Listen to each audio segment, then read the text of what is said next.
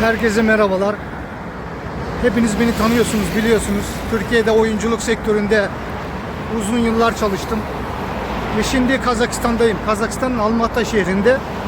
Dün bir proje ilanına denk geldim. Kazakistan'ın Almatı şehrinin en önemli film sektörünün en önemli şirketlerinden biri Kazak Film. Bir sinema filmi, bir de dizi projesi hazırlamış. Bunlar için oyuncular aramakta. Casting olacak. Ona katılmaya geldim. Kazak Film %50 devlet ortaklı bir şirket. Onun için önemli bir şirket. Birazdan casting'e katılacağım. Daha doğrusu oyuncu adaylarının arasında yer alacağım. Çünkü beni burada kimse tanımıyor. Türkiye'de biliyorlar beni. Prodüksiyon şirketleri, insanlar, halk tanıyor yani. Burada beni kimse tanımıyor. Ben de buraya geleli yaklaşık bir sene oldu. Geçtiğimiz sene Ağustos ayında geldim. Buraya yerleştim. Şimdi şansımı deneyeceğim. En alttan başlayarak çıkabildiğim kadar yukarı çıkmaya çalışacağım. Ve bunu da size aşama aşama göstermeyi planlıyorum. Hadi bakalım. Başarılar bana.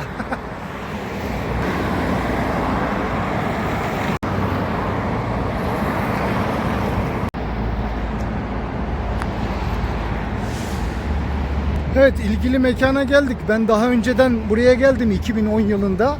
O zaman Javjurek Mımbala diye bir film çekiliyordu. Yönetmen Hakan Satayev. Onun castingine katılmıştım ve seçilmiştim. Ama Türkiye'de başka bir proje olduğu için Türkiye'ye gittim. Ve buradaki rolümü bırakmıştım. Rol de kısa bir roldü. Göze batan bir rol değildi. Onun için ben Türkiye'deki rolü kabul ettim. Çünkü Türkiye'de yaşıyordum o zaman. O Türkiye'de benim için CV'me eklenecek bir önemli bir projeydi. İsmini şu an hatırlayamıyorum. 2015 yılında daha önceden geldim ben Kazak Film'in casting'e katıldım ama şimdi de 2026'dayız. Bu sefer buraya yerleştim. Buranın insanı oldum ve şimdi burayı ciddiye alarak casting'ine katılıyorum.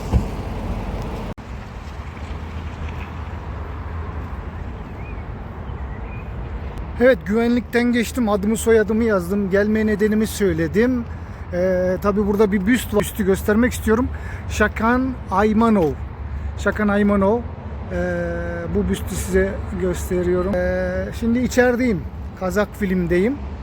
Burası büyük bir alana konuşlandırılmış bir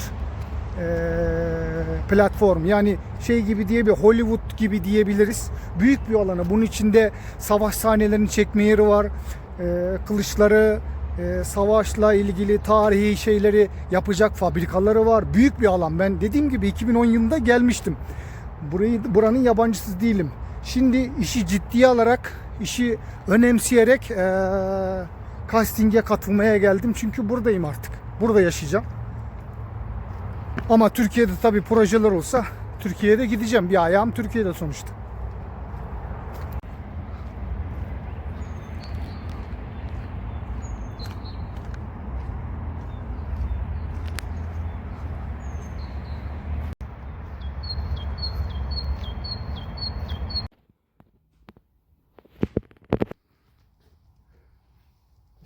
Evet, girişte sizi bir çadır karşılıyor. Yalnız Kazak çadırı, Kazak Kiygizü. Benim aradığım bina bu değilmiş. Şimdi görevli tarif ettiği o binaya doğru gideceğim. Arkamda da görüyorsunuz Kazak Film diye yazıyor. Latin harfiyle. Elimle gösterdiğim yere doğru gideceğim. Burası çok büyük bir alan. Hangi birim hangi yerde şu an hatırlamıyorum. Sonra biliyorsunuz Bağdat bulunur derler. Biliyorsunuz. Şimdi o evredeyim. Hadi bakalım, bana başarılar. Kazak Film Almao Media and Film School. Dediğim gibi çok büyük bir alanda yayılmış bu kurum. %50 devlet destekli.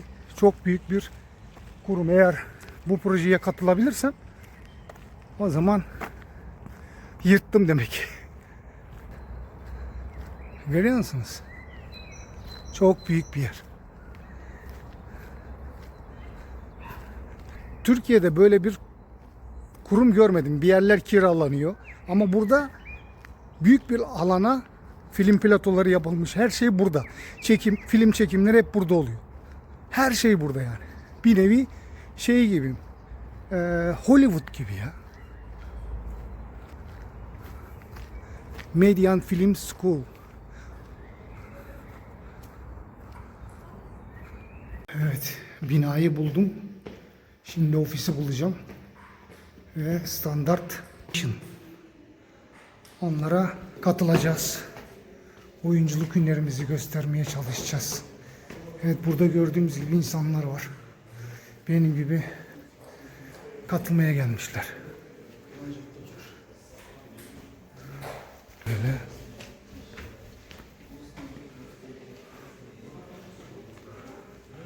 Hadi bakalım. Şimdilik videoyu kapatayım.